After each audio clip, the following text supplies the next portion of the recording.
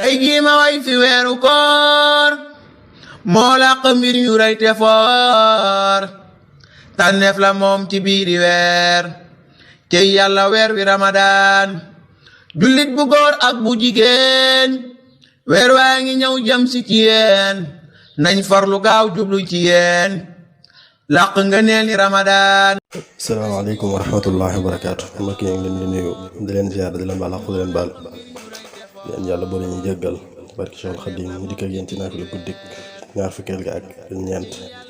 ci téere solution bi Mbàkke di Xuratul Ayni juróom benn rakka bu dina ginnaaw Faatiha qul huwallahu ahad ñetti yoon moo làq mbir yu rëy te foor tànneef la moom ci biiri weer cey yàlla weer wi ramadaan. Touba ñu ngi jàpp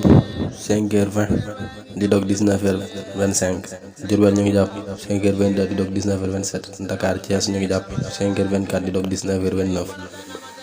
Matam Kolda ñu ngi jàpp 5h15 di dog 19h20 Ziguinchor ñu ngi jàpp 5h22 di dog 19h27 Tamba Kédougou ñu ngi jàpp 5h12 di dog 19h17 Louga ñu ngi jàpp 5h18 di dog 19h23 Kaolack Kaffrine ñu ngi jàpp 5h22 di dog 19h24